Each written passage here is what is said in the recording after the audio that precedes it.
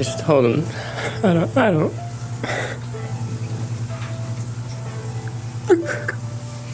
La noche del 20 de agosto de 1989, José Enrique Menéndez, empresario de origen cubano, fue asesinado junto a su esposa en su mansión de Beverly Hills. Se trató de un espeluznante homicidio intrafamiliar. A José y Mari los mataron sus propios hijos.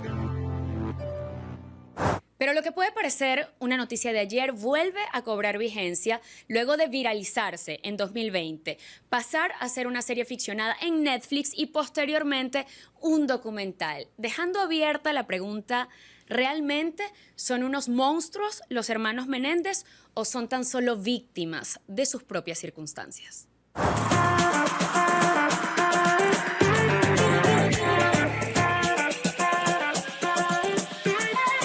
El podcast de Rocío es presentado por Multimax Store, las mejores marcas en un solo lugar.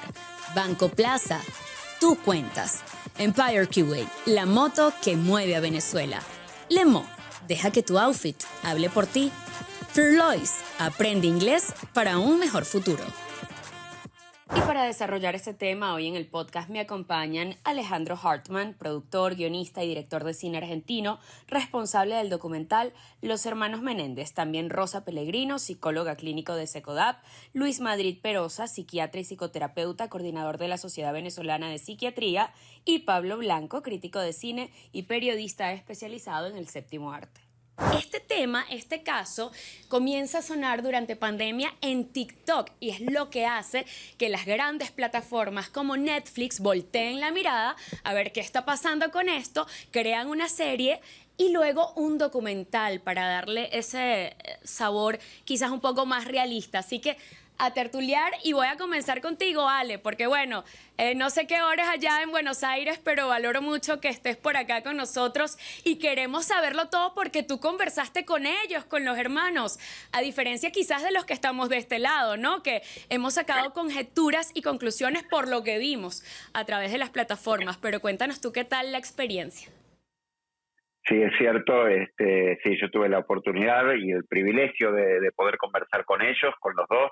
Primero hablé con Lael durante bastante tiempo, durante varios meses, semanalmente hablaba, ¿no? Y luego en cierto momento Eric aceptó hablar también, un poco a partir de la experiencia que Lael tuvo conmigo. Lael mismo lo convenció a Eric para que hablara, entonces terminé pudiendo hablar con ambos. Por supuesto que ellos están en la cárcel y pueden llamar por teléfono, pero bueno, la comunicación es muy restringida, pero bueno, aún así nos las ingeniamos para poder tener un diálogo que fue muy interesante y que se volvió profundo por momentos y para mí muy movilizador en lo personal, porque escuchar este tipo de historias es súper fuerte. Digo, yo me dedico a hacer documentales y si bien he tenido... Bueno, he conocido gente en situaciones muy complicadas. La situación de ellos es muy compleja y en especial tiene una doble complejidad o triple, si se quiere, porque digo, por un lado estar privados de la libertad hace ya 30 años, por otro lado haber matado a tus padres, digo, con todo lo que eso implica en todos los sentidos, y por último el hecho de haber sido abusados y maltratados de la manera en la que ellos fueron en su infancia y en su juventud. Entonces, bueno, fue muy movilizante. Además que ciertamente fueron conversaciones telefónicas, entiendo que de escasos 15 minutos, porque era lo que se les permitía, pero en total sumaron unas 20 horas de desnudar esta historia de la vida real, de hacer el ejercicio de memoria, de revivir momentos, y el reto para ti me imagino que fue titánico porque, a ver, ¿cómo hago la primera llamada? Desde, aló, hola, ¿cómo estás? Mira, voy a hacer un documental, ¿me quieres echar este cuento otra vez? Entonces no sé si te acuerdas de esa primera vez y por qué no fuiste simplemente a visitarlos a la cárcel. Eso es algo que me llamaba la atención.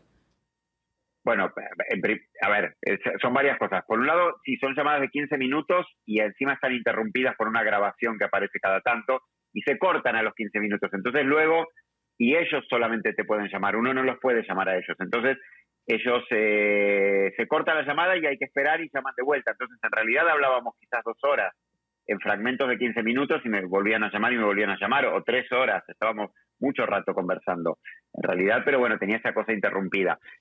¿Por qué no lo fui a visitar? Básicamente, en primera instancia, porque yo vivo en Argentina, en Buenos Aires, y cuando empezó el proyecto yo seguía acá en Argentina. Después pude viajar a Estados Unidos a hacer el resto de las entrevistas, de las otras, las que están filmadas, pero la de ellos, como no se puede filmarlos a ellos, uno puede ir a visitarlos, pero no puede ir a filmarlos, ni tampoco puede ir a grabarlos, no puedes ir con un grabador o con un celular. La única manera de grabar tus conversaciones es a la distancia, no en vivo. En vivo yo puedo ir y visitarlos y verlos atrás de un vidrio o incluso juntarme con ellos en un lugar especial, pero no puedo tener ningún objeto conmigo. Entonces era imposible, con lo cual decidimos que la mejor opción era esta, la de no vernos la cara y sí conocernos más espiritualmente.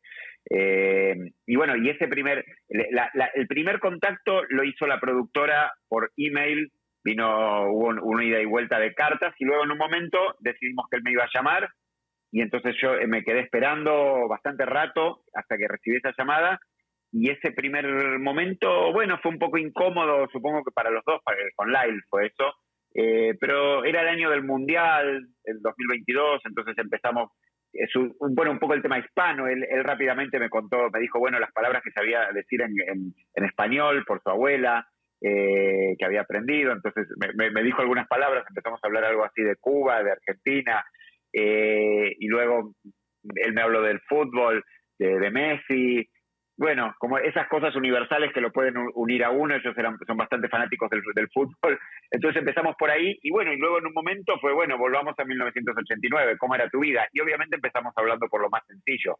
A lo largo de las sesiones, yo las llamo sesiones porque fueron así, eran como semanales, casi como de psicoanálisis, aunque no soy psicoanalista, ¿no? Ni psicólogo, pero a lo largo del tiempo se fueron profundizando, y en algún momento aparece naturalmente la posibilidad de empezar a hablar de eso que es muy duro.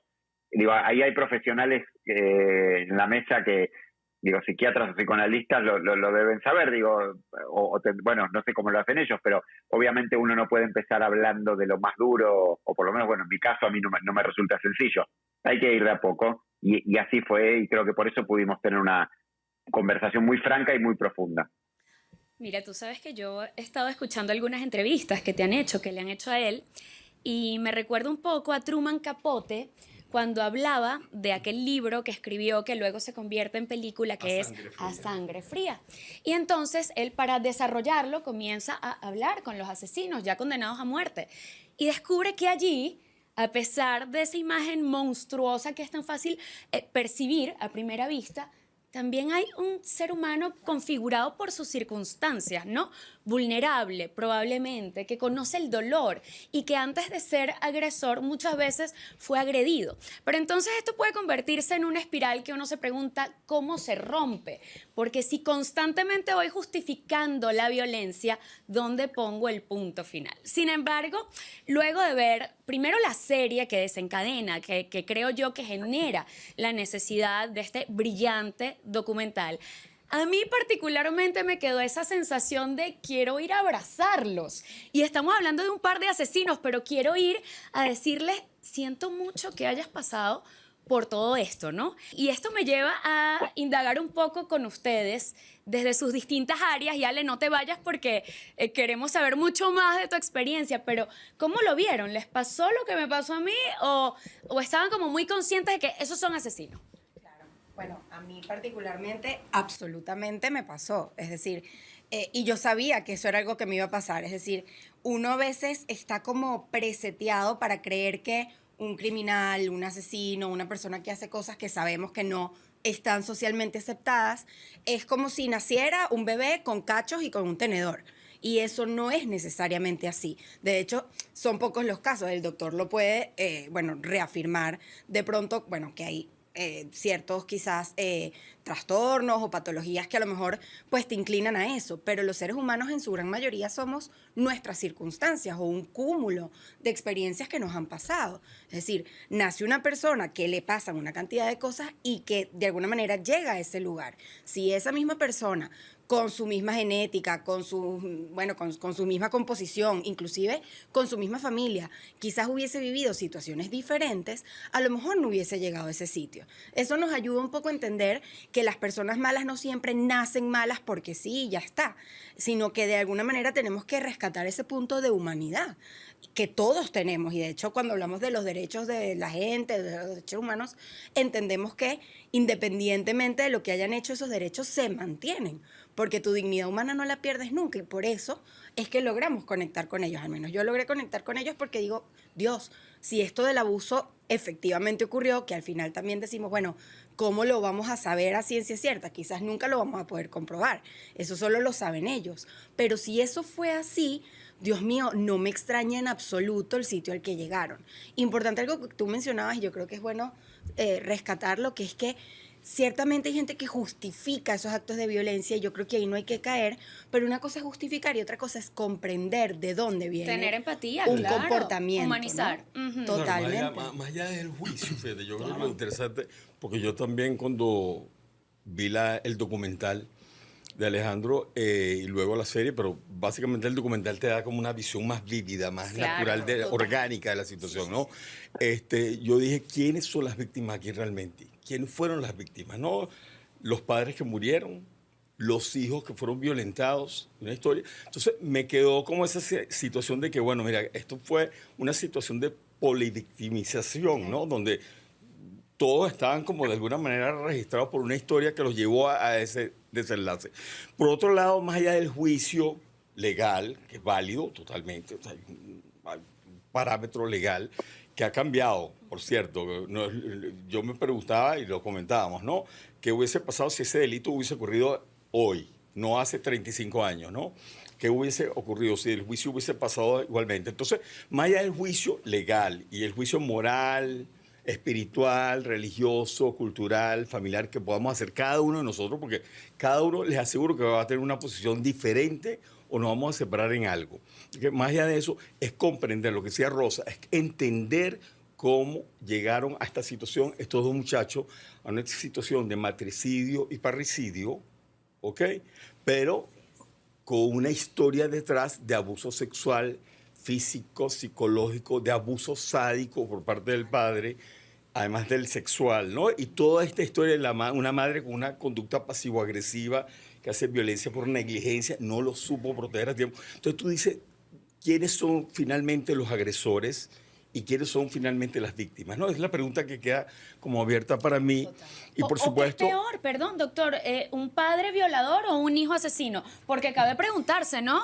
A ver, ¿quién tiene más responsabilidad? Lo que pasa es que la situación invita a hacer esa reflexión, Rocío. La situación lo pone a uno en ese conflicto entre escoger, porque ¿qué es un conflicto para el ser humano? Cuando tienes que escoger entre dos cosas malas o dos cosas buenas. Claro. Porque escoger entre una buena y una mala está facilito, escoge la buena. Pero cuando la vida te pone a escoger entre dos situaciones malas o dos buenas, eso es un conflicto. Y esto nos pone en ese escenario de conflicto, de escoger quién es la víctima y quién es el victimario acá. Y perdón, una Creo- historia que es verdad, eso no sale en el documental, pero sí se dice que a su vez José Menéndez, o sea, el padre de los muchachos, también vivió situaciones de violencia. Repito, no lo sabemos, no podemos hablar con la mamá para saberlo, pero aparentemente esto también, y tendría mucho sentido, porque la violencia suele ocurrir a manera de patrón. La violencia se aprende, o sea, se modela, se aprende y se replica en la mayoría de los casos. No siempre, pero en muchos casos ocurre así. Entonces tú tienes un padre que fue abusado de la misma manera, tienes un padre que replica, tienes un hijo mayor que aparentemente hace lo mismo con el hermano menor, o sea, fíjate que es una cosa muy cíclica hasta que alguna de las figuras decide romper, bueno, porque tiene unos recursos emocionales distintos, cognitivamente diferentes, etcétera, y se rompe. Pero ciertamente cuando tú comprendes de dónde viene este problema, de dónde está el origen, es que tú puedes hacer cosas para prevenir. Pues tú puedes apagar muchos fuegos y apresar a mucha gente y castigar muchas cosas, pero ¿cómo haces para que esto disminuya? Por supuesto. A mí me pasó que sentí empatía con el documental, más no con la serie. Me refiero concretamente a los personajes, a los hermanos Menéndez. Por eso agradezco que esté Alejandro acá, ¿no? Súper importante porque fue un trabajo que me permitió ver el caso sin el prejuicio con el que vi la serie, porque además Ryan Murphy, que es el creador, es un realizador que, bueno, que se queda un poco en la parte morbosa del ser humano y se regodea, digamos, en el crimen, en el asesinato o en el hecho de que, por ejemplo, había supuestamente una relación incestuosa entre ellos, y cuando ves información periodística como lo es la del documental, te das cuenta que hubo un episodio homosexual entre los hermanos, pero no una relación incestuosa.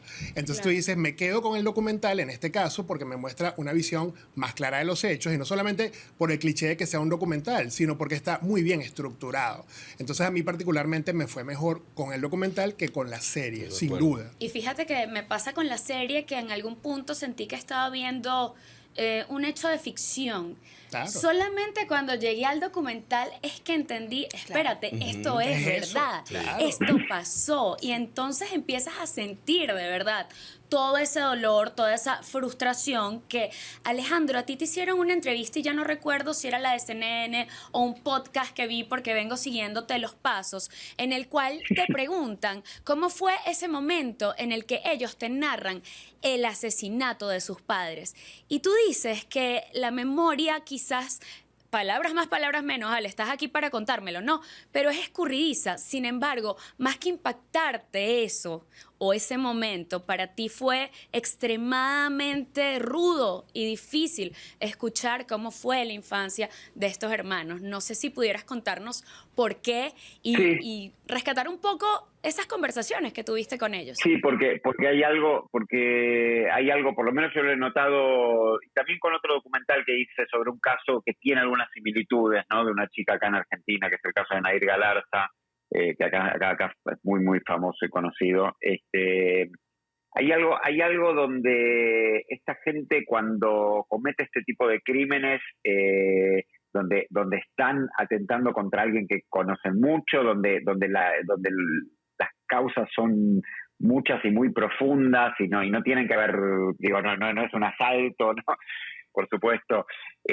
Hay algo donde hay una especie de como si de shock, no sé cómo llamarlo, los profesionales lo conocerán mejor, pero como si se les borrara la memoria, como si casi no recordaran, o lo que recuerdan son como imágenes fotográficas, ¿no?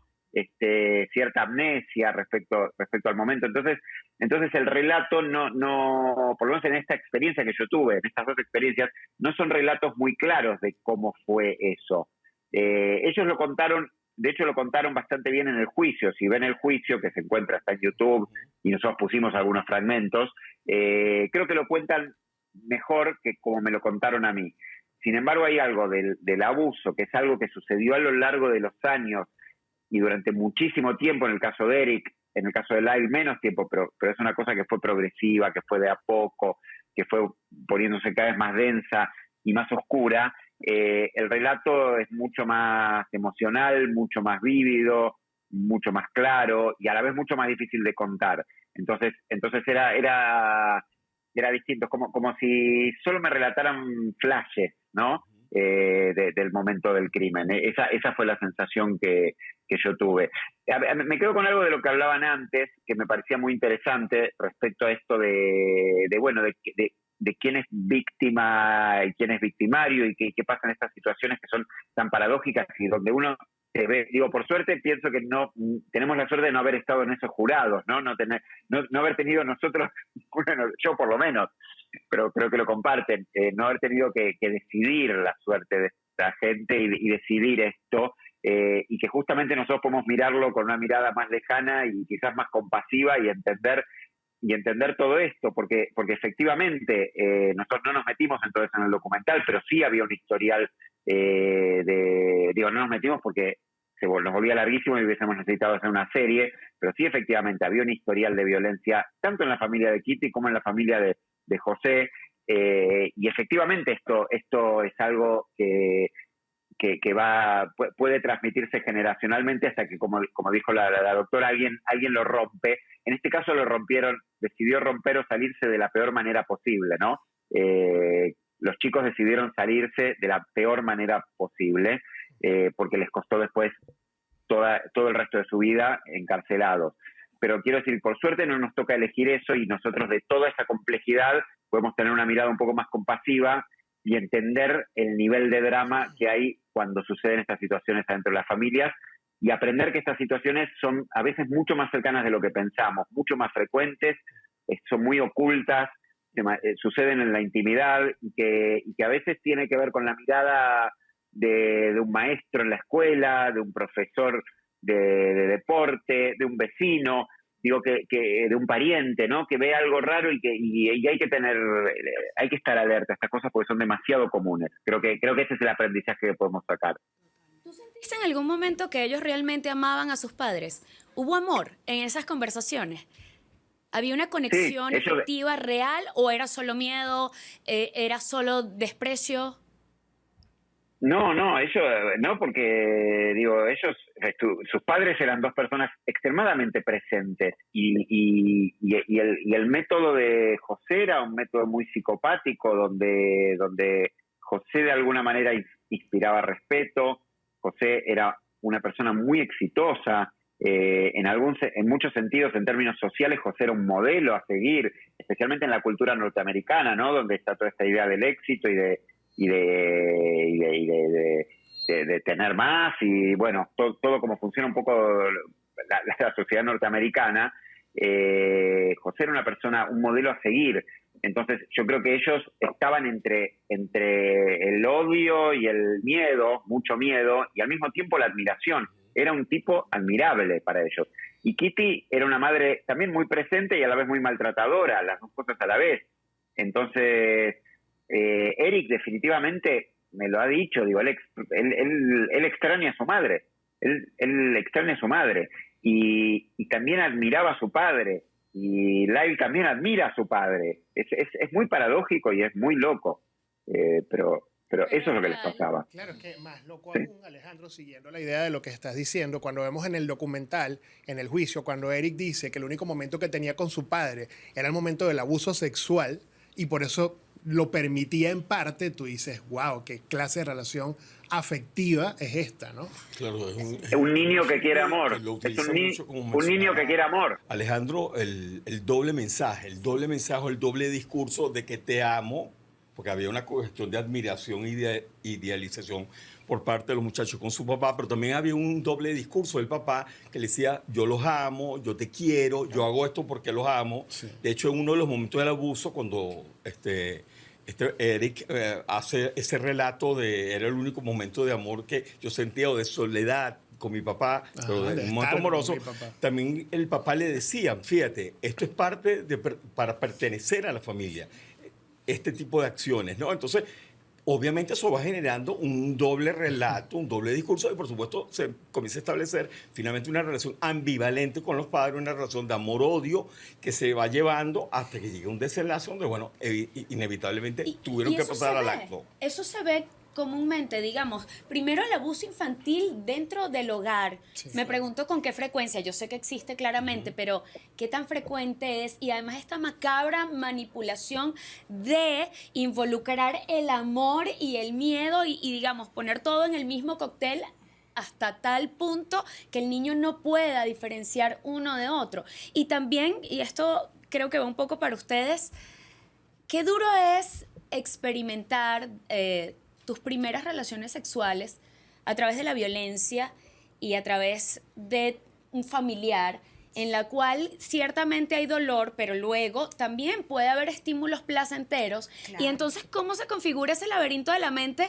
para entender que algo que me duele y que está mal a la vez puede parecerme agradable? Es decir, es muy raro esto. Claro. Es muy complicado. ¿Cuáles son las secuelas? ¿Cómo pasa eso? Y fíjate, Rocío, lo que yo pienso también sobre este caso en particular es que estamos hablando de una violencia y de un abuso que inicia en una etapa que me parece que es determinante, porque no estamos hablando de ya un adulto hecho y derecho que de pronto tiene una estructura diferente, estamos hablando de dos niños, que entiendo que además este tema empieza más o menos a la misma edad en cada uno, como a los 6 años, estamos hablando de las primeras etapas en donde hay tantas cosas que los niños empiezan a consolidar, tantas habilidades y tantas destrezas que tienen que desarrollar, y cuando la violencia de multiorigen, o sea, la violencia sexual, la violencia psicológica, la violencia física inclusive, viene de tus principales referentes de afecto, que conoces, que son tus padres, o sea, todo tu concepto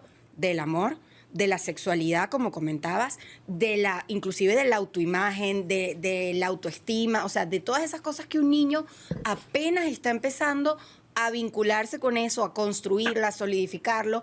En la adolescencia eso continúa, que es cuando tú creas realmente tu identidad, cuando la empiezas a consolidar, cuando empiezas a ver, bueno, a dónde pertenezco, cuál es mi valor, a qué grupo formo parte.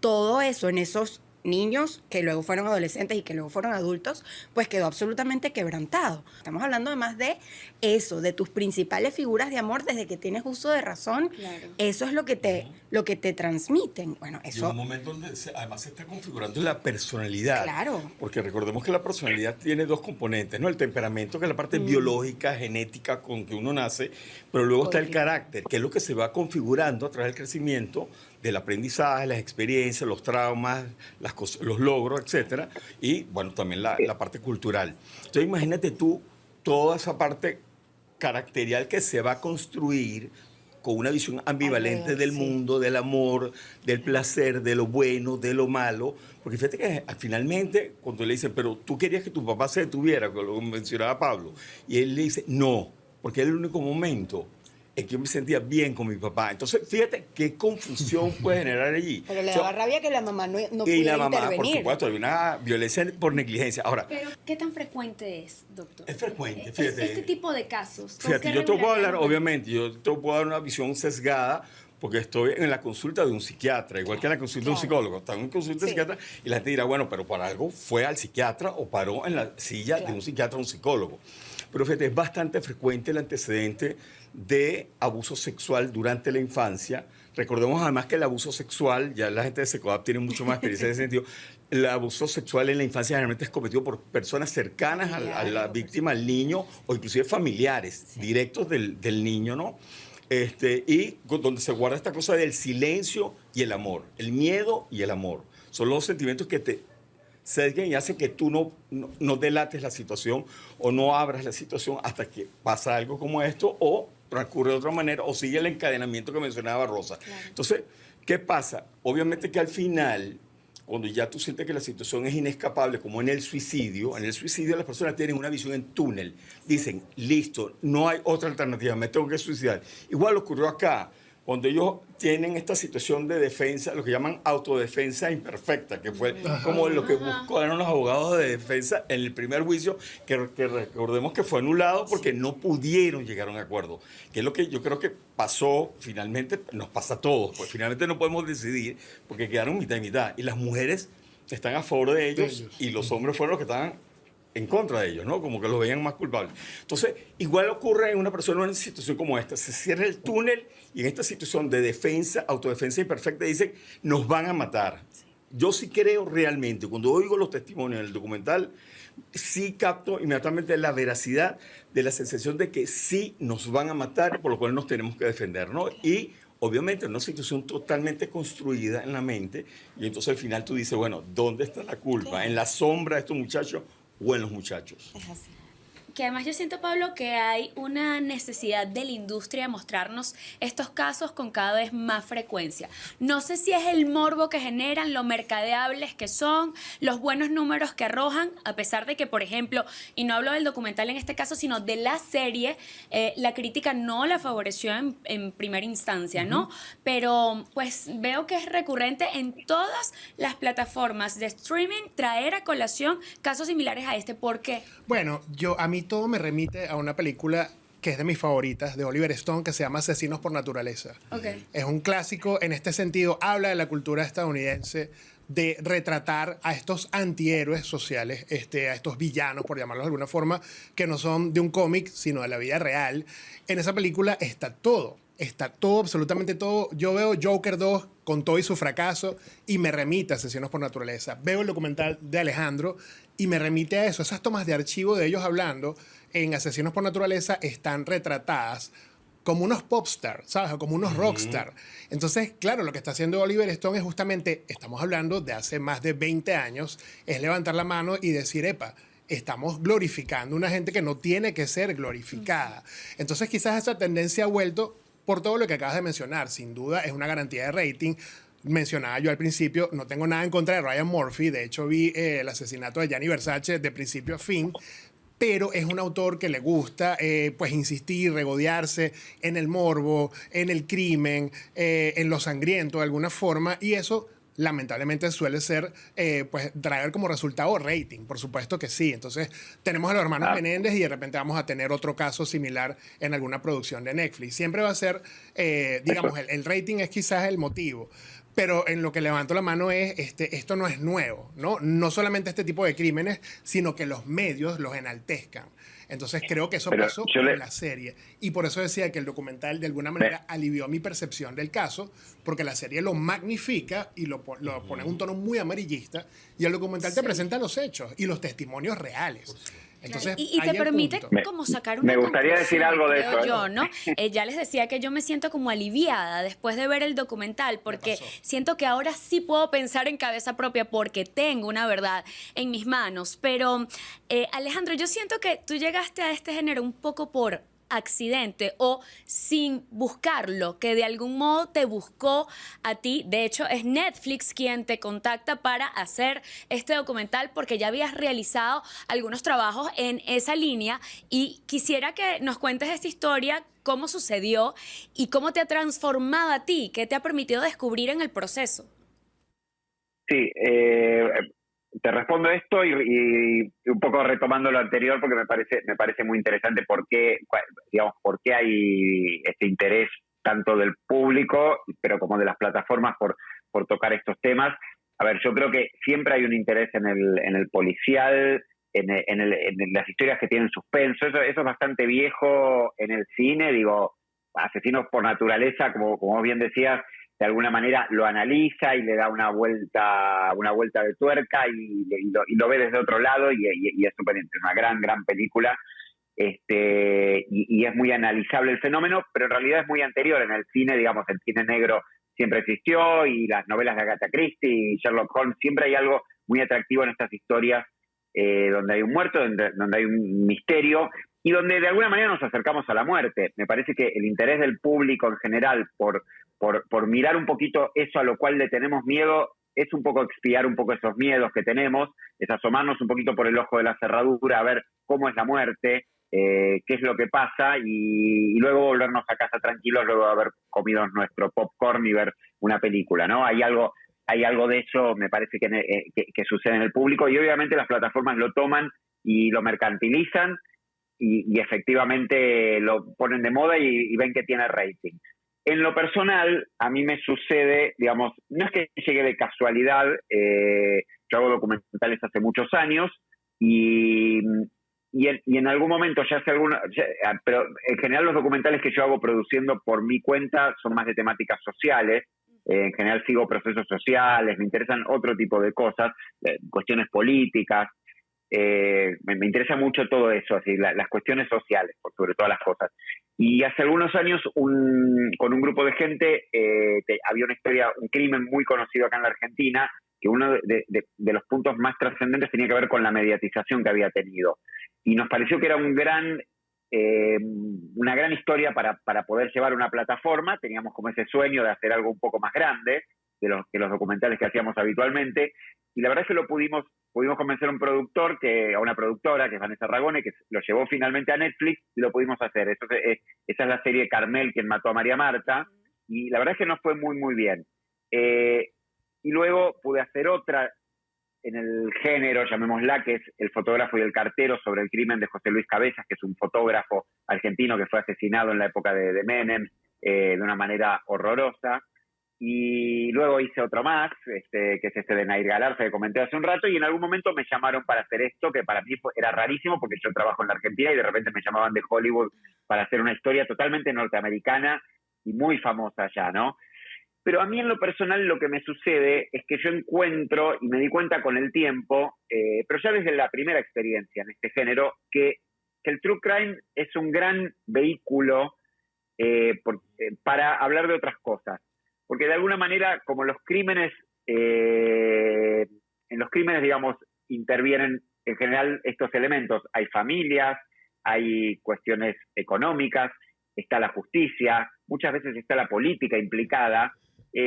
finalmente los crímenes, y terminan en la justicia, que es el espacio en el cual la sociedad dirime sus conflictos, me he dado cuenta que que es como un gran vehículo para hablar de otras cosas. Entonces, a mí en lo personal lo que me sucede es que lo que me interesa de este género tiene que ver con eso, con que yo siento que puedo, a través de historias que atrapan mucho al público, puedo invitar a reflexionar sobre otras temáticas. En este caso es bien evidente de qué estamos hablando, y tiene que ver con lo que pasa dentro de las familias, y con el abuso sexual, y con todo esto de lo que hablábamos hace un rato.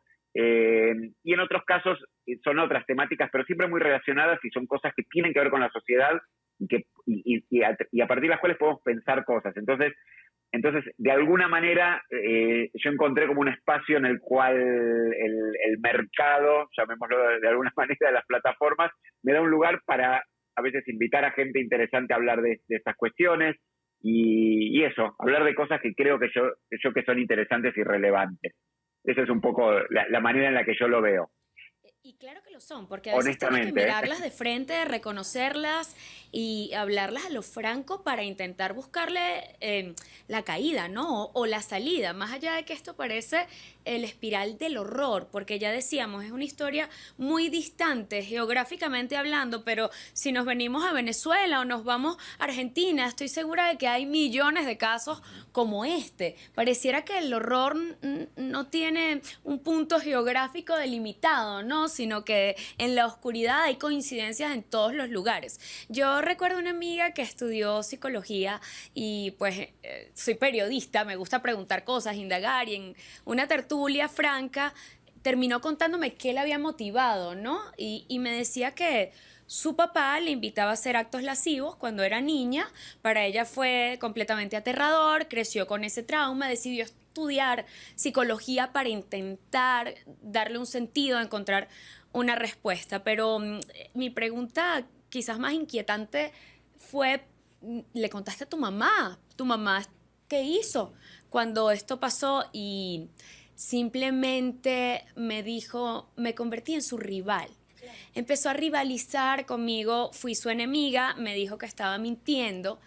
Claro, esto es algo que estaba como en un sótano de mi memoria. Cuando yo vuelvo a revisar esta historia de los hermanos Menéndez, pues hago la coincidencia, ¿no? De que tenemos una madre que también siente que su principal rival es su hijo o son sus hijos. Claro. ¿Cómo es posible que algo así suceda? Es que estamos hablando de una Kitty que tampoco tiene un matrimonio que la satisface y en el que se siente tranquila y segura, al menos lo que uno puede percibir en esa dinámica familiar.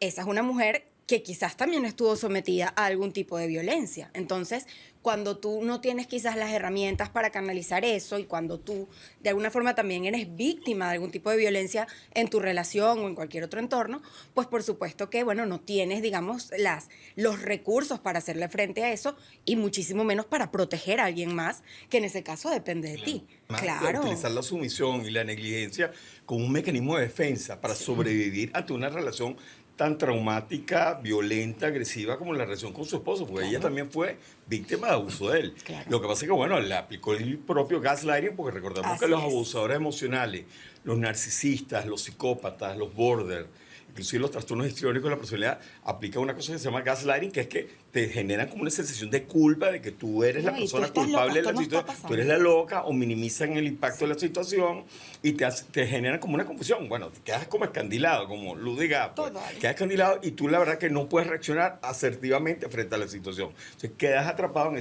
ese dilema. Sí. Entonces, obviamente, también hay una forma de agresión ahí. Vuelvo a la pregunta que tú me hiciste, que no te contesté, porque me di como una vuelta muy larga, ¿no? Fíjate, hay estadísticas que hablan de que las personas que asisten a la consulta psiquiátrica o psicológica, entre un 5 o un 15% de las personas de alguna manera han sido abusadas sexualmente durante la infancia, sobre todo cuando van por depresión, trastorno bipolar, trastornos límite de la personalidad, cuando hay ideación suicida frecuente o conductas automutilantes, personas con trastornos de la personalidad limítrofe, personas con personalidad narcisista, psicopática, también tienen un alto riesgo de haber sido violentados, inclusive sexualmente durante la infancia.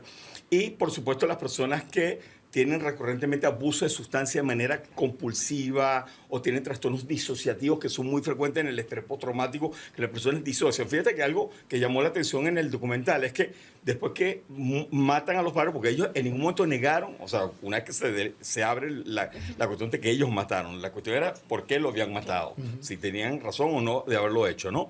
Pero fíjate que en ese momento se abre como un proceso de mostrar que las heridas estaban allí latentes, ¿no? Y se abrieron a través del proceso de cuando se hace el túnel de nos vienen a matar. Cuando ellos dicen, mi papá y mamá nos van a matar, porque ellos hablaron con su papá, el mayor es Lyle. Lyle confronta a su padre, luego van y hablan con la mamá, obtienen una respuesta negativa a ambos, y entonces deciden, mira, tenemos que resolver esto, nos van a matar. Y yo estoy seguro que están convencidos que los iban a matar, por lo cual ellos tuvieron que defenderse de esos fantasmas que habían creído ahí, pero producto del gaslighting de lo cual ellos fueron víctimas. Pues. A mí me da mucho miedo ser políticamente incorrecta, y no por ustedes, sino que YouTube a veces lo censura a uno porque hay ciertas palabras y cosas que pasan en la vida real, pero no debieras decirlas por acá. Pero voy a ser franca y sin temor a ningún tipo de juicio. Cuando yo entendí lo que estaba pasando, mi sensación fue, están bien matados. Es decir, fue horrible, sí, es un asesinato, pero están bien matados. Porque lo que tú le haces a un niño, y sobre todo en esa edad tan chiquiticos como eran estos hermanos, de ultrajarlo, de violarlo, de manipularlo, de atemorizarlo, de amedrentarlo, eso es la muerte también. Lo que pasa es que romantizamos unas cosas y satanizamos otras, y esa es la verdad. Estás diciendo algo tan importante, y yo lo hablaba el otro día en una entrevista hablando justamente de este tema, que es que además, no sé si lo has visto en consulta, a nosotros nos está preocupando, si se quiere, que estamos viendo mucho, sobre todo en población adolescente, este romanticismo alrededor de las patologías mentales. Sí. O sea, pero es una cosa que pasamos de un tema que era tabú, que de eso no se habla, que no se va al psicólogo, que no, a una, digamos, ahora una cool. Población que ahora un grupo etario que, si tú vas a consulta, qué cool. Es decir, buenísimo hacer digamos, tener esta cultura de psicoterapia. Yo creo que es el Disney de los psicólogos y de los psiquiatras. Sí, pero ya va. Pero de buscar ayuda. Pero, exacto, no de ver las patologías mentales como algo que hay que enaltecer, porque es un problema real que la gente lo sufre. O sea, muchas de esas personas, tienen severas dificultades para tener una vida funcional.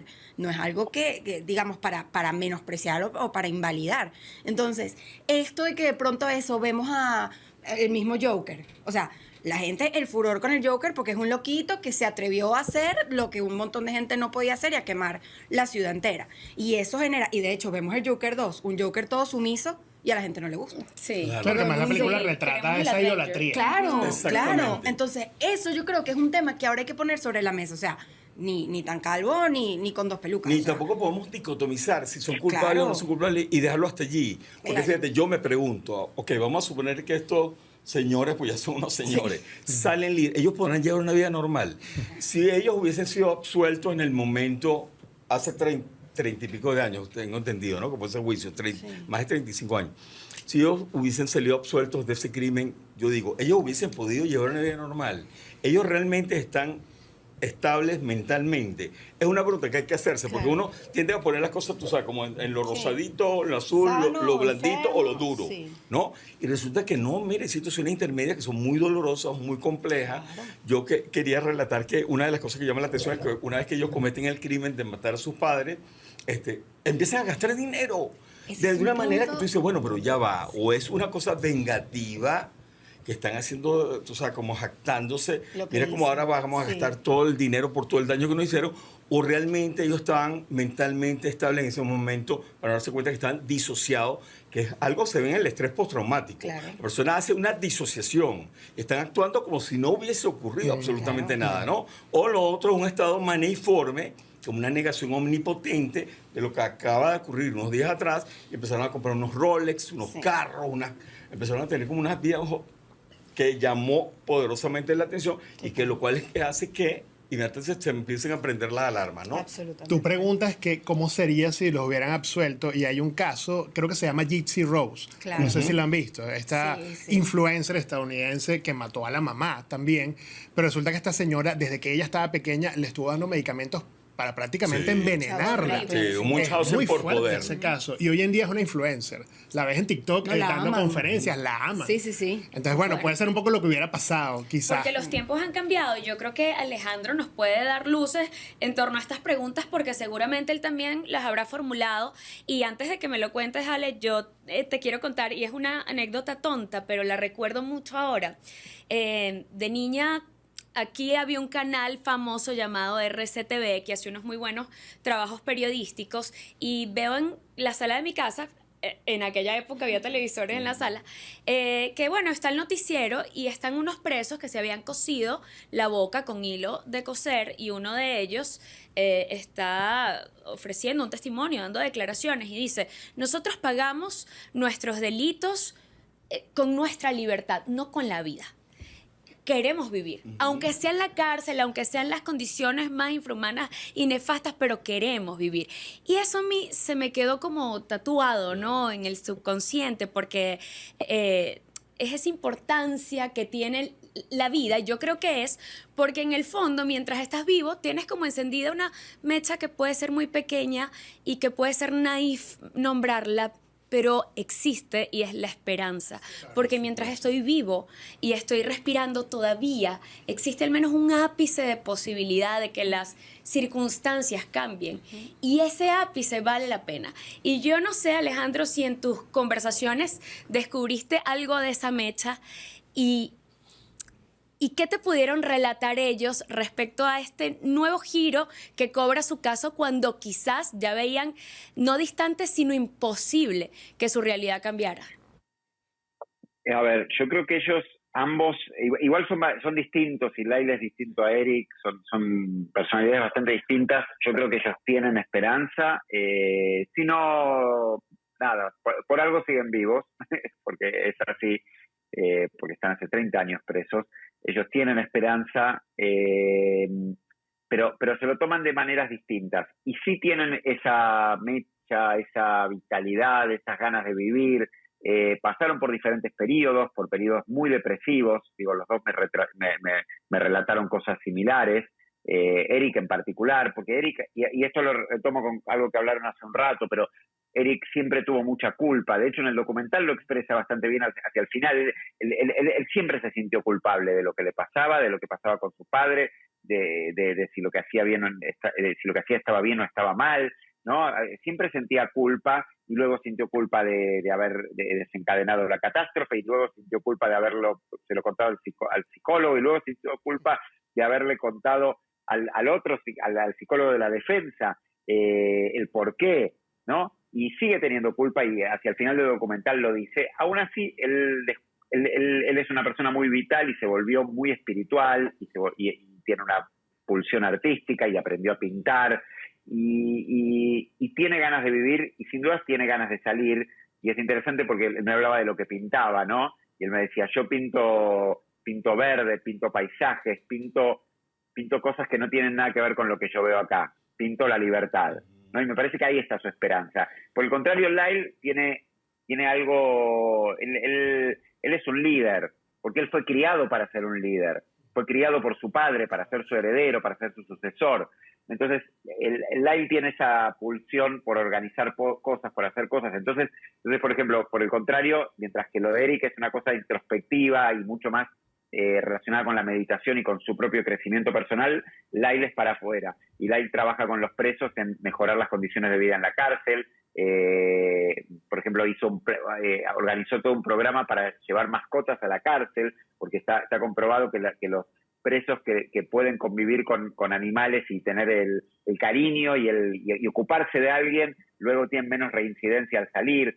Entonces él trabaja en ese tipo de cosas, en que se pinten murales en la cárcel para que haya más verde, aunque no sean plantas de verdad, pero que haya algo mejor. Y se convirtió también en una especie me contaba como el padre confesor. Le empezó a pasar naturalmente que como su caso era muy conocido y él había subido al estrado a contar cómo había sido abusado, otros presos que habían sufrido algo similar empezaron a acercarse a él a contarle lo que nunca habían contado. Entonces, yo creo que ellos encuentran esperanza en todas esas cosas. Ahora, respecto a salir a lo que puede pasar judicialmente, hablaron poco. Lyle me contó un poquito respecto a las nuevas pruebas, pero poquito. Eric prefirió no hablar de eso porque no quiere él mismo generar esperanzas vanas. Entonces, pero creo que su esperanza está en otro lado, en lo que ellos hacen.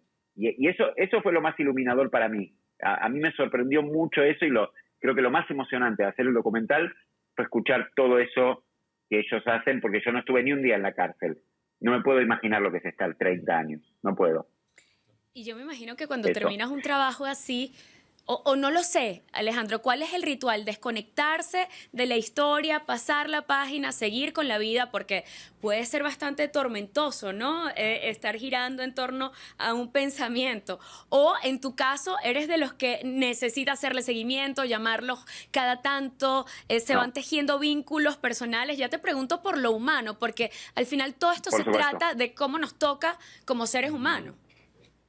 En general, estas situaciones son muy dolorosas. No sé qué va a pasar en el futuro si ellos salen. Bueno, también la distancia. Yo sigo en Argentina, volví a Argentina, estoy acá. No tengo forma de hablar con ellos en este momento porque ellos no pueden llamar internacional. Y bueno, es muy complejo. De hecho, en su momento hicimos toda una ingeniería muy compleja para que pudiera suceder las llamadas. Sí estoy en contacto a través de otra persona, que fue una persona de producción que sí habla mucho con Lyle en particular, entonces nos mensajeamos, pero yo no tiendo a hacerme amigo de mis entrevistados. Es algo que me pasa en la vida, son ciertos momentos, les tengo mucho respeto, no busco una amistad, tampoco si se llega a dar, se dará. Si salieron de la cárcel me encantaría ir a visitarlos, a que nos veamos, a tomar una cerveza. Pero no pretendo hacerme amigo, ni soy un defensor tampoco, no es esa mi intención. Yo trato de conocer y contar una historia humana que ilumine a la gente. Simplemente ese es un poco el sentido. Sí me pasó algo que no lo conté nunca, pero se los cuento a ustedes acá. Yo no terminé de ver la serie. La empecé a ver, vi una parte, me pareció interesante. No voy a emitir mucho juicio, pero sí me pasó algo, que es que hay un capítulo en el cual Eric cuenta todo, ese capítulo en el cual Eric cuenta todo a la abogada, que es solo un plano, ¿no? Iba contando, y me pasó que lo empecé a ver y no lo pude ver y tuve que apagar. Después lo volví a ver el otro día, porque me volvió algo de lo que a mí me había pasado. Viendo la ficción, fue interesante, pero que me lo había olvidado. Es difícil de explicar. No conté esto nunca, pero fue como muy fuerte para mí. Me volvió como todo ese dolor que yo sentía cuando tenía esas conversaciones. Yo salía así destruido anímicamente de varias de las charlas. Y bueno, pasa eso. Y bueno, sí, tengo que pasar a otra historia. La vida me lleva a eso y tengo que seguir con otra historia para contar. Esta ya la conté. Bueno, yo los tengo que dejar porque es medio tarde acá y tengo a los niños, tengo que hacer cosas de la casa. Pero ha sido maravilloso poder conversar contigo y escucharte y que nos des esta visión más cercana de lo que pudiste vivir como realizador, pero también, a ver, como ser humano, como cuentacuentos, porque yo creo que todos los que hacen un trabajo similar al tuyo, en el fondo, quieren contar una historia, ya sea de ficción o de la vida real. Un poco me respondías una duda que yo tenía. ¿Habrá visto el documental antes, después o nunca? Porque es posible también que luego de conocer la historia... No, vi una parte, la voy a seguir viendo, pero la verdad es que no tuve tiempo porque estoy en otro proyecto y después vino el estreno y todo se volvió tan loco que y es súper larga, entonces yo solo vi una parte. Por eso cuando termine te cuento. Danos la primicia, ¿no? Es sobre un asesinato también. No. Pero es más simpática esta, por suerte. La estaremos un poco esperando. Más divertida. No, los quiero felicitar y agradecer. Me parece muy interesante todo lo que están conversando, de verdad.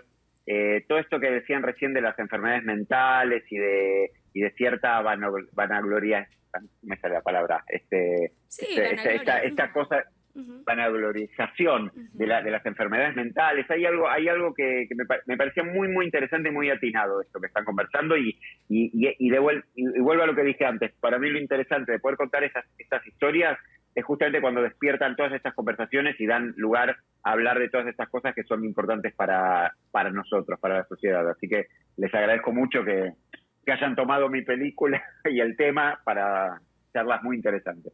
Ha sido un lujo Así que conversar gracias. contigo y espero que se repita. Un abrazo y bueno, todo el éxito del mundo en este saludos a proyecto todos, que viene, que vamos a estar atentos. Nosotros sí nos quedamos Gracias. tertuleando un ratico más. Ya él me había dicho, bueno, yo puedo estar unos 15 minutos y se quedó un largo rato acá porque la conversación es súper interesante. Y Pablo, yo siento que algo está pasando porque hemos destapado, o digamos, la matriz de opinión y las distintas plataformas han destapado todos estos eventos que tienen tanto que ver con pedofilia y muchos involucran a la industria del entretenimiento y es la misma industria del entretenimiento la que les da visibilidad. ¿Qué está pasando allí? Wow, súper irónico, ¿no? Totalmente. Mira, hay una película, lo puedo ejemplificar de repente poniendo algunas películas.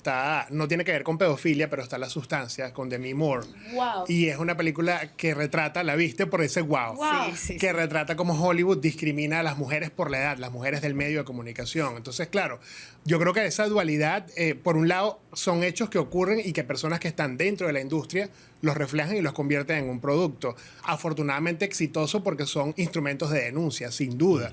Entonces creo que de ahí esas dos caras, ¿no? El mismo Hollywood paga y se da el vuelto, pero bueno, además tuviste por muchos años a un personaje como Harvey Weinstein, que además en La Sustancia el personaje se llama Harvey no gratuitamente, el ejecutivo que interpreta a Dennis Quaid. Entonces siento que, bueno, gracias a Dios o afortunadamente hay personas dentro de la industria, productores, realizadores, incluso los mismos actores se están metiendo a productores ejecutivos como Reese Witherspoon, Nicole Kidman, que se encargan de reflejar eso mismo que ellos ven en su ambiente de trabajo. Entonces creo que sí, es muy irónico que la misma industria es la que quede retratada en esos productos, pero qué bueno que pasa, ¿no? Bueno, una selfie, ¿no? Estamos Claro, como una es como una selfie. selfie prácticamente, ¿no? El Que la industria documental. esté visibilizando su interioridad Mira, yo no súper quería sombría, ¿no? perder la oportunidad, Rocío, de preguntarle a ambos especialistas su opinión respecto a este personaje, al psicólogo, o Ciel, ¿no? ¿Dónde está su ética? ¿Dónde está su secreto profesional? ¿Cómo percibieron ustedes esos que son profesionales de la salud mental? Sí, mira, realmente yo me sentí como muy, muy contrariada. O sea, en primer momento yo no estuve muy de acuerdo, realmente, Claro. con ninguna de las acciones, ni siquiera el hecho de bueno, eso, estar en el parque, entonces él llevárselo al consultorio, como, ¿sabes cómo lo sentí? Lo sentí como, déjame enjaularlo, ¿sabes? Ya me dijo esto, entonces como si fuera una trampa de ratón. Claro, entiendo un poco el sentido de, bueno, déjame que no se me vaya. Eso lo siente uno, por ejemplo, cuando un adolescente viene y te cuenta, qué sé yo, que tiene pensado hacerse daño, que quiere lo que Bueno, sea. que es lo que le estaba Evidentemente, diciendo él, además. claro, Pues. tú no lo dejas irse porque, bueno, todo lo que puede ocurrir. Pero quizás el trasfondo, lo que al menos en la serie, en el documental, te dejan ver, es que él evidentemente ya pasa un tema hasta de chantaje. O sea, de mira, yo tengo estas grabaciones aquí. Y tú eres multimillonario. Y Por el tema del supuesto, hay secreto dinero de por profesional, medio. perdón, este tema del secreto profesional que se lo cuestionan muchas Sí. personas a partir de que han visto este trabajo y que de hecho en el documental también queda cuestionado. ¿Hasta dónde un psiquiatra o un psicólogo tiene que guardar un secreto? Bueno. Yo sé que es difícil decirlo porque uno no sabe quién lo está No, escuchando o quién lo está estipulado en viendo. la ley, Sí. fíjate, en Ajá. el Código Orgánico Procesal Penal, que se han hecho ya como 50 revisiones, bueno, metafóricamente hablando, se han hecho varias revisiones, fíjate, el secreto profesional ya no es válido en ciertas circunstancias.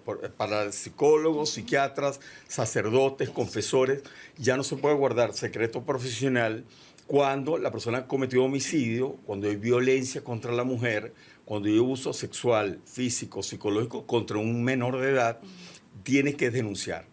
Obviamente, uno en la práctica intenta que el individuo se entregue, vaya y denuncie. O si una mujer es víctima de violencia, usted, como parte inclusive de la terapia, vaya a denunciar. Sí. Y si la persona no denuncia porque está en ese atrapamiento que hace el abusador emocional, uno tiene la obligación de denunciar, para que sepa. Las nuevas legislaciones obligan que uno haga la denuncia en caso que la víctima no la haga, ¿no? Ahora, si nos vamos para esa época, probablemente las legislaciones eran distintas. Existía el secreto profesional. Tú te llevabas a la tumba eso. Si alguien había cometido homicidio, si alguien había abusado de algún menor de edad o había maltratado a una mujer o alguna otra figura, eso era parte de la historia clínica, de la historia psiquiátrica, psicológica del individuo y no necesariamente había que denunciar. Ahora las legislaciones han cambiado, por lo cual yo me repregunto si este caso hubiese Claro. ocurrido igualmente si hubiese ocurrido en este momento, Que a ¿no? mí me hizo mucho ruido, por eso les comentaba que yo no sabía bien cómo sentirme, porque, claro, en esa época yo no estaba planificada todavía ni siquiera, y no estaba al tanto de que a lo mejor en ese momento, pues las cosas se manejaban de esa forma.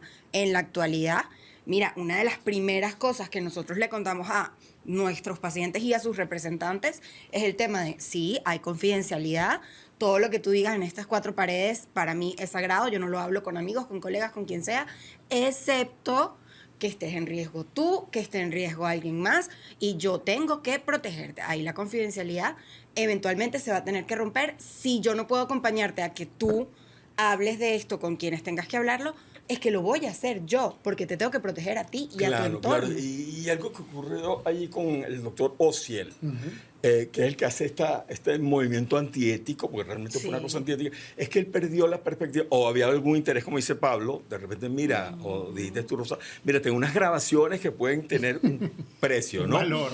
Porque aquí hay dinero, además, de por medio, ¿no? La cuestión antiética del secreto profesional tiene un papel fundamental porque el individuo, fíjate, nosotros tenemos que estar claros que así sea un delincuente que esté frente a nosotros. Yo que he trabajado para la Dirección Ejecutiva de la Magistratura, me ha tocado hacer peritajes, evaluaciones de maltratadores, abusadores, violadores, inclusive personas que han matado a otra persona. Fíjate, uno tiene que entender que uno no está como, el individuo que está frente a uno no está como objeto de justicia en ese momento, ni para el psicólogo ni para el psiquiatra, sino como un sujeto de la ciencia, como un sujeto de la medicina, de la salud o de la psicología. Y ya el juez o los abogados se encargarán de ver qué hacer con el material científico, de salud, médico, psicológico. Pero nosotros no podemos perder esa perspectiva. Siempre que nosotros tenemos que evaluar a una persona involucrada en un delito, tenemos que verlo como objeto de ciencia, de la medicina y la psicología. No perder esa perspectiva porque estamos actuando de una manera transgresiva, estamos haciendo un intrusismo y estamos actuando de manera antiética. Que no es tarea fácil, por cierto, pero No es debajo de la bata uno es un humano. Claro, y pero uno, por eso es tan importante que el psicólogo o el psiquiatra tenga terapia personal. Yo soy fiel defensor de que los psiquiatras y los psicólogos tenemos que ir a terapia personal para que nosotros podamos, primero, resolver nuestros propios conflictos. Segundo, diferenciar lo que es mío de lo que no es mío. Y tercero, manejarnos siempre con neutralidad y objetividad. No, yo creo que tenemos que empezar a ponernos rudos y estrictos con el tema de los valores. Los valores hacen falta para la vida y este tipo de cosas, este tipo de contenido que sale a la luz y nos invita a tambalearnos y a reflexionar, en el fondo tiene que también ayudarnos a reforzar nuestra escala de valores, a identificar cuáles son nuestros pilares, nuestros criterios, nuestras convicciones, abrazarlas y defenderlas. Porque estamos viviendo como con tanta ligereza a veces, siento yo, que entonces empezamos a mirar sin capacidad de asombro lo que en realidad debiera dejarnos con la quijada en el suelo. Y yo sé que este tema da para muchísimo, quisiera alargarlo mucho más, pero como quiero que lo vean hasta el final, y más allá de que podamos tener unas buenas segundas partes, quisiera recordar qué hacer cuando estoy en una situación de violencia y qué herramientas puede tener un niño. Esto es demasiado complicado porque un adulto quizás las identifica, pero un niño no es responsable de lo que sucede en su entorno. Entonces, ¿en quién recae esa responsabilidad? El primo que lo está viendo, el tío que sabe qué está pasando, el maestro del colegio. Si te quedas callado, eres un cómplice. Mira, Alejandro decía algo importante que apenas lo dijo, yo dije, wow, esto ojalá todo el mundo pueda saber lo que es que uno no se da cuenta de la repercusión que uno puede tener en la vida de un niño porque, bueno, pensamos que eso, bueno, yo soy es la maestra, eso es problema de la casa, o bueno, yo soy es su primo, ¿yo qué puedo hacer? Él tiene sus papás. Y se nos pasa por alto muchas veces que a lo mejor quizás yo soy la única persona con la que ese niño cuenta. Pero a lo mejor él en su casa no sabemos cuál es su realidad. Esas maestras, nosotros en Secodap trabajamos mucho con docentes y con padres también, pero con docentes explicando que, caramba, vemos un alumno que pueda estar pasando por quizás un cambio comportamental o vemos algunas situaciones que nos llaman la atención.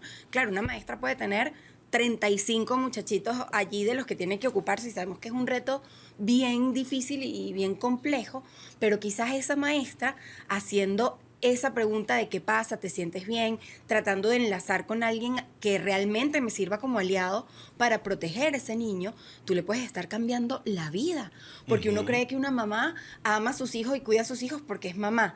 Y yo, bueno, desde que entré al servicio me he tenido duramente que dar cuenta de que eso es mentira, de que eso es mentira, de que Si el tema de la mala madre sí existe. Claro, es que si el instinto materno fuera algo real, o sea, todas las mamás lo tendrían, por eso es un instinto. Y eso no, o sea, para mí, mi mamá siempre me lo pelea a mí. Si yo no puedo creer que haya mamás que hacen esto, esto y esto, yo le digo, mamá, créemelo que sí. En tu cabeza no entra eso, porque, bueno, porque eres tú, pero te lo juro que sí.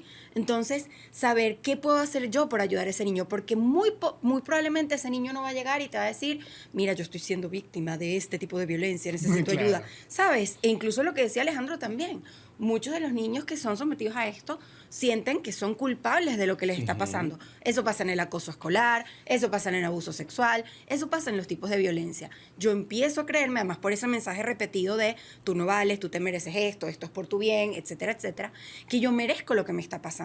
Entonces, ¿para qué lo voy a decir? Me avergüenza, me siento mal. Y además si lo digo y mi mamá me dice, es que tú quieres quitarme a mi esposo, o etcétera, cantidad de cosas que uno escucha que dicen, entonces el niño se queda absolutamente sin herramientas.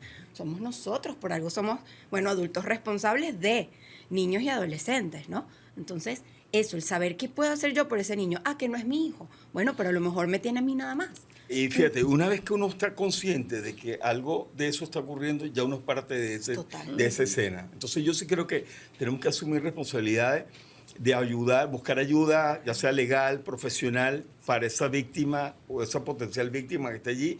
También aprender a leer mensajes, ¿no? El tipo de juegos que hacen los niños, por ejemplo, si tienen juegos sexualizados, si hay una hipersexualización en los niños, si el niño a través del dibujo da mucha información, si son dibujos sangrientos, donde hay mucha violencia, donde hay escenas sexuales, bueno, en el donde hay documental genital. es revelador lo de los dibujos. Lo de los dibujos es revelador, ¿no? Entonces, a través de los dibujos, y además en el documental aparece, pues, cómo el chavo saca el nivel de violencia que había en esa casa a través de los dibujos, ¿no?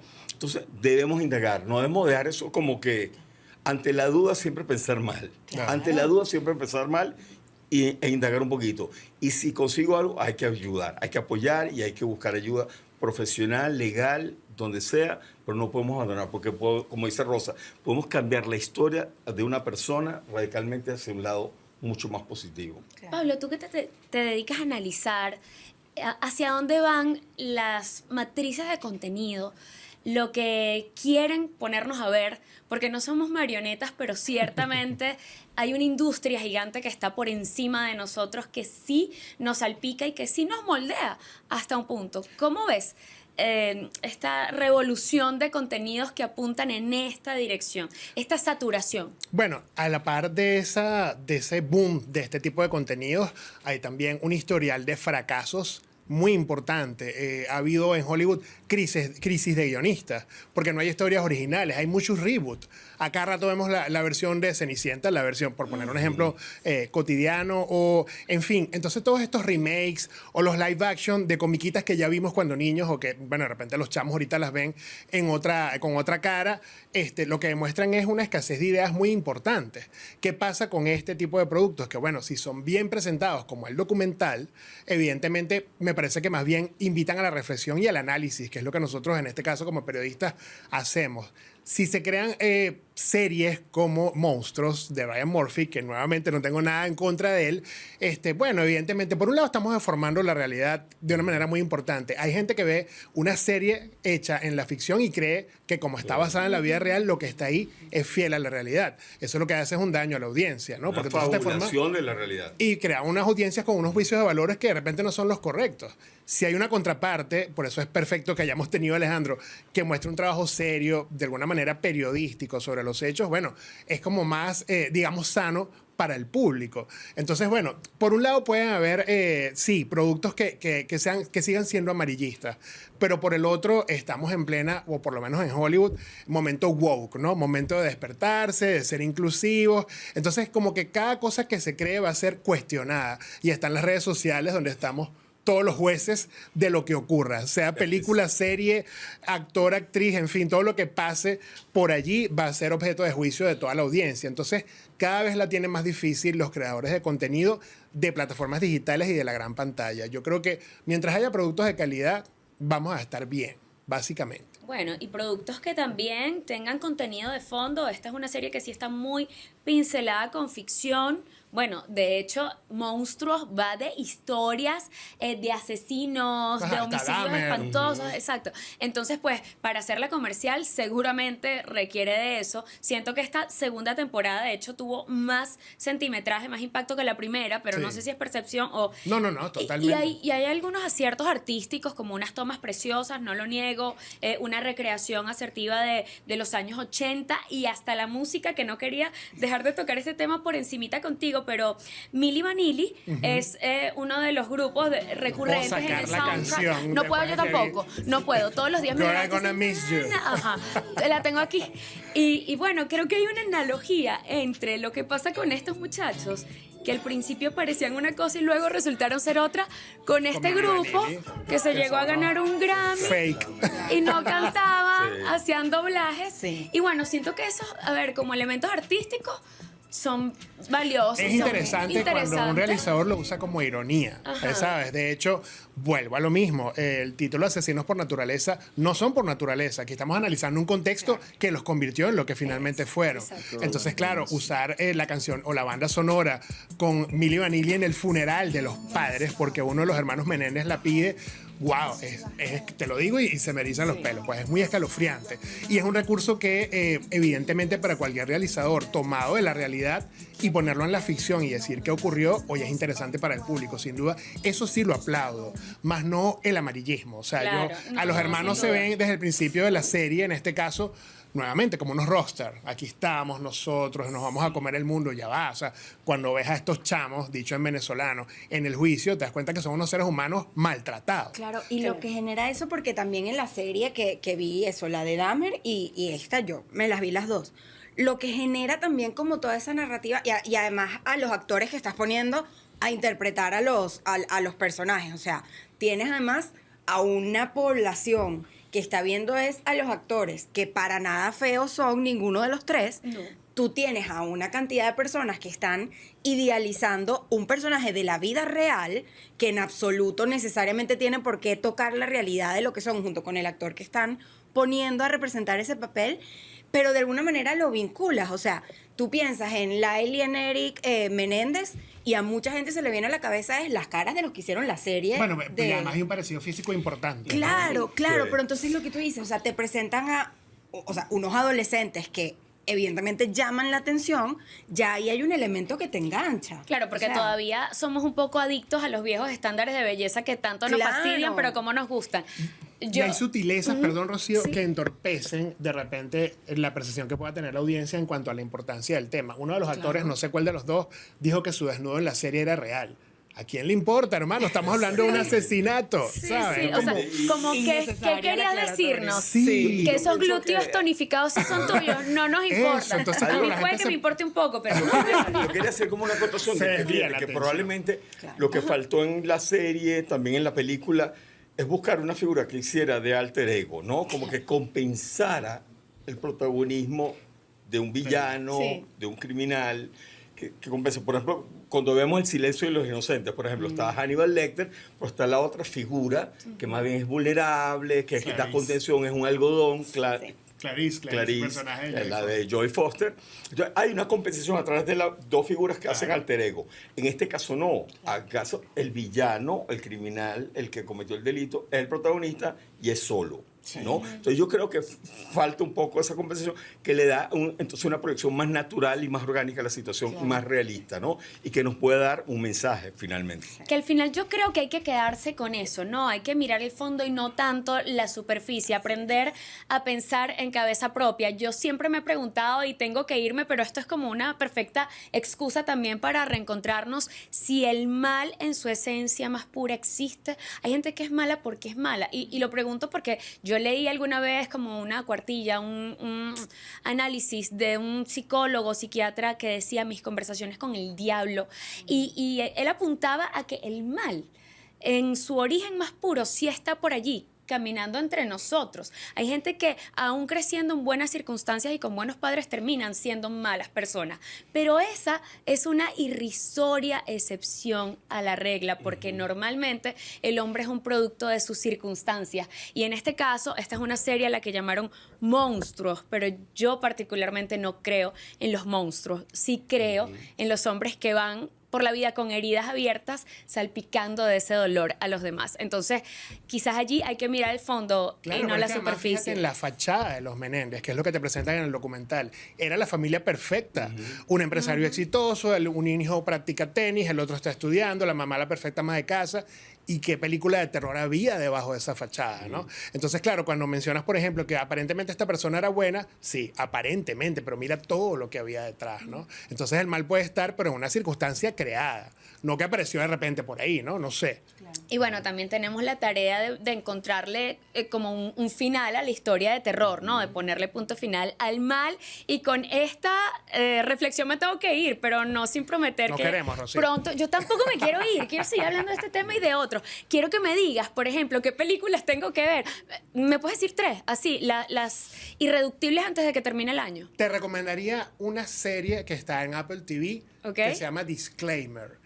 Y toca estos temas que estamos hablando acá. Es además con Cate Blanchett, que es una ganadora 2 veces del Oscar, y con Alfonso Cuarón, el mexicano, que es otro ganador del Oscar. Habla de una mujer, por cierto, una documentalista, periodista, que desvela escándalos, casos controversiales, y recibe una novela donde la protagonista es ella revelando un delito que ella cometió. Estoy enganchado con esta serie. Va a estar mucho tiempo en Apple TV. Apenas se acaba de estrenar. Así que esa es mi recomendación principal. En otra onda un poco más light, deberían ver, si no lo han hecho en Netflix, Nadie quiere esto. Es una comedia romántica, la historia entre una mujer agnóstica y un rabino. O sea, imagínate esa combinación. Wow. Pero está inteligentemente dialogada, me recordó mucho a Sex and the City, y se consume muy rápidamente porque es una miniserie y sus capítulos son muy cortos. Se anunció una segunda temporada, así que si no han visto la primera, pueden verla.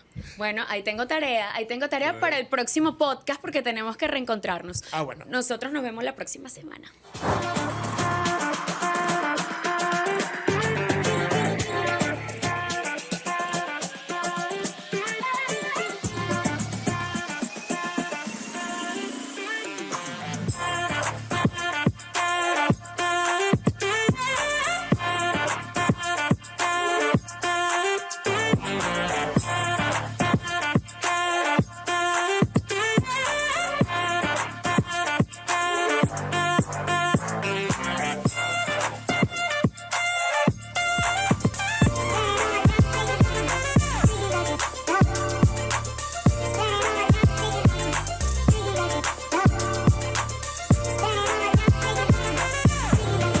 El podcast de Rocío es presentado por Multimax Store, las mejores marcas en un solo lugar.